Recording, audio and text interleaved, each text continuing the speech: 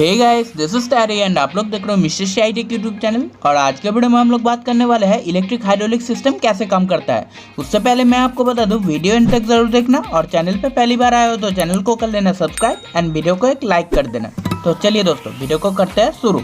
So guys, hydraulic system basically कैसा mechanical function होता है जिसके अंदर एक छोटे अमाउंट का फोर्स इनपुट में अप्लाई करके आउटपुट में बहुत ह्यूज अमाउंट का फोर्स देखने को मिलता है। और इस तरह के सिस्टम को हाइड्रोलिक पावर सिस्टम कहा जाता है। और ये बेसिकली दो तरह के होता है, एक होता है मैकेनिकल टाइप एंड दूसरा होता है इलेक्ट्रिकल टाइप। और मैकेनिकल हाइड्रोलिक सिस्टम को मैनुअली एक लीवर के थ्रू कंट्रोल किया जाता है और इसका डिटेल वीडियो चैनल पर है जिसका लिंक डिस्क्रिप्शन में मिल जाएगा। और ये वीडियो देखने के बाद उस वीडियो को जरूर चेकआउट कर लेना। और इस वीडियो में इलेक्ट्रिकली कंट्रोल्ड हाइड्रोलिक सिस्टम के वर्किंग के बारे में डिस्कस करेंगे। और अगर इलेक्ट्रिक हाइड्रोलिक सिस्टम का कंपोनेंट की बात किया जाए तो फिर मैनुअल हाइड्रोलिक सिस्टम की तरह ये भी 3 पार्ट में डिवाइड होता है, जो कि है हाइड्रोलिक पावर पैक, डीवी यानी कि direction control valve and actuator. And hydraulic power pack के अंदर जो कंपोनेंट होता है वो है fluid reservoir tank, filter and dryer, high pressure pump and pressure regulating valve. और हर एक हाइड्रोलिक सिस्टम के अंदर हाइड्रोलिक पावर पैक का ये 4 कंपोनेंट कॉमन होता है। एंड उसके बाद आता है सोलिनॉइड डायरेक्शन कंट्रोल वाल्व, जो कि एक तरह का इलेक्ट्रिकली एक्चुएटेड वाल्व होता है। और इस वाल्व को कंट्रोल किया जाता है कंट्रोल स्विच के थ्रू। और उसके बाद एक्चुएटर पार्ट में आता है power actuator and at last आता है रिटर्न फिल्टर। एंड सबसे पहले आता है फ्लूइड रिजर्वर टैंक, जिसके अंदर फ्लूइड के तौर पे हाइड्रोलिक ऑयल स्टोर रहता है। देन उसके बाद आता है फिल्टर एंड ड्रायर, और फिल्टर का काम होता है हाइड्रोलिक ऑयल को फिल्टराइज करना। एंड ऑयल के अंदर अगर मॉइस्चर होता है तो फिर ये मॉइस्चर इस ड्रायर में एब्जॉर्ब हो जाता है। और इसके बाद आता है हाई प्रेशर पंप, जिसका काम होता है सिस्टम के अंदर हाइड्रोलिक ऑयल का प्रेशर बढ़ाना। एंड ज्यादातर हाइड्रोलिक सिस्टम के अंदर इनपुट फोर्स इस पंप से ही मिलता है। और पंप के बाद आता है प्रेशर रेगुलेटिंग वाल्व, जिसका काम होता है पंप के थ्रू अगर सिस्टम के अंदर बहुत ज्यादा प्रेशर हो जाता है तो फिर ये वाल्व उस एक्स्ट्रा प्रेशर वाले ऑयल को वापस टैंक पर भेज देता है। एंड इसके बाद आता है सोलिनॉइड डायरेक्शन कंट्रोल वाल्व। और इस टाइप के डायरेक्शन कंट्रोल वाल्व के कंट्रोल रॉड के दोनों साइड पर 2 पिस्टन होता है और ये पिस्टन एक सोलिनॉइड के अंदर होता है। एंड जब जिस पोर्ट को ओपन होने की जरूरत है उस टाइम पे सोलिनॉइड इस पिस्टन को खींचता है एंड वो पोर्ट ओपन हो जाता है। और इस टाइप के valve completely electronically controlled and actuate होता है। And solenoid type direction control valve को कंट्रोल किया जाता है एक कंट्रोल स्विच के थ्रू,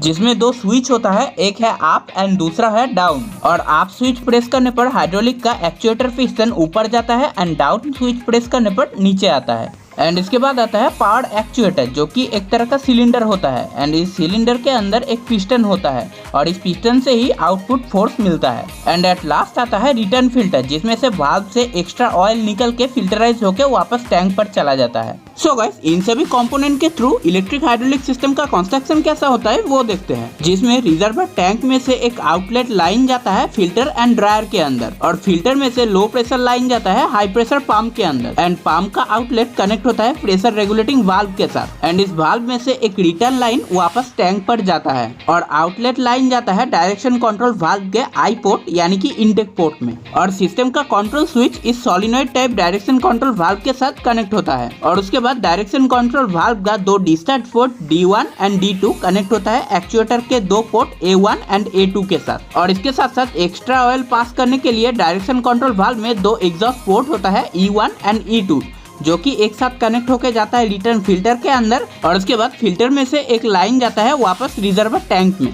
एंड इस डायग्राम के थ्रू इलेक्ट्रिक हाइड्रोलिक सिस्टम कैसे काम करता है वो देखते हैं। एंड सिस्टम के अंदर हाइड्रोलिक ऑयल स्टोर रहता है रिजर्वर टैंक में, और हाई प्रेशर पंप को ऑन करते ही लो प्रेशर लाइन पर एक सक्शन क्रिएट होता है, जिसकी वजह से रिजर्वर टैंक में से हाइड्रोलिक ऑयल जाता है फिल्टर एंड ड्रायर के अंदर, जिसमें ऑयल फिल्टराइज हो जाता है। एंड ऑयल पे अगर मॉइस्चर होता है तो फिर ये मॉइस्चर ड्रायर के अंदर एब्जॉर्ब हो जाता है। और उसके बाद ऑयल जाता है हाई प्रेशर पंप के अंदर एंड पंप में से ऑयल प्रेशराइज्ड होके जाता है प्रेशर रेगुलेटिंग वाल्व के अंदर। और उसके बाद extra pressurised oil pressure regulating valve में से निकल के रिटर्न लाइन के थ्रू वापस टैंक पर चला जाता है। और रेगुलेटिंग वाल्व में से मेन हाई प्रेशर लाइन जाता है सोलिनॉइड कंट्रोल वाल्व के आई पोर्ट यानी कि इनटेक पोर्ट में, जिसमें से ऑयल का फ्लो आई पोर्ट से D1 पोर्ट की तरफ होता है। और उसके बाद D1 पोर्ट में से हाई प्रेशर ऑयल एक्चुएटर के सामने की तरफ जो A1 पोर्ट होता है उस पोर्ट के अंदर जाता है, जिस वजह से high pressure hydraulic oil actuator cylinder के सामने की तरफ फुलफिल होता है एंड पिस्टन के ऊपर एक डाउनवर्ड फोर्स क्रिएट करता है, जिससे कि पिस्टन ऊपर होने पर वापस नीचे चला जाता है। और इस टाइम पे एक्चुएटर पिस्टन को ऊपर उठाने के लिए कंट्रोल स्विच में आप स्विच को प्रेस करना पड़ता है और आप स्विच को ऑन करते ही डायरेक्शन कंट्रोल वाल्व के अंदर इनटेक पोर्ट में से ऑयल का सप्लाई D1 से D2 की तरफ शिफ्ट हो जाता है, जिस वजह से high pressure oil D2 port में से निकल के एक्चुएटर के पीछे के साइड में A2 पोर्ट की तरफ फ्लो होता है, जिससे कि पिस्टन के पीछे के साइड में एक फोर्स क्रिएट होता है एंड पिस्टन ऊपर उठने लगता है।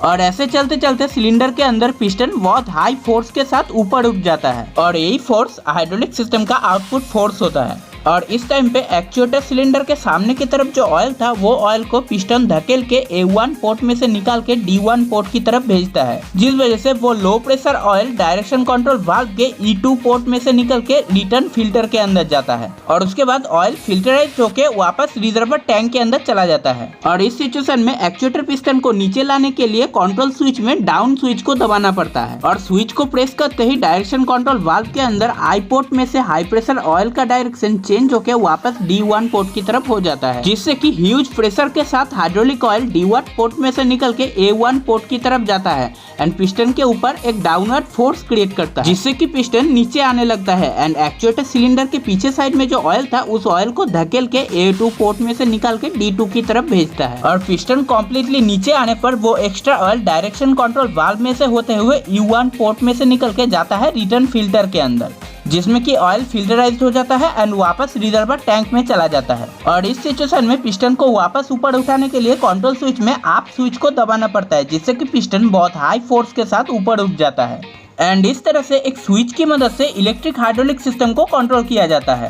सो गाइस, यही था इलेक्ट्रिक हाइड्रोलिक सिस्टम का काम करने का तरीका और नेक्स्ट वीडियो में हम लोग न्यूमेटिक सिस्टम के बारे में डिस्कस करेंगे। और ये वीडियो बस इतना ही। वीडियो अगर पसंद आया तो एक लाइक कर देना और चैनल पे पहली बार आए हो तो चैनल को सब्सक्राइब कर लेना और मैं मिलता हूँ आप लोगों के साथ नेक्स्ट वीडियो में। तब तक के लिए जय हिंद।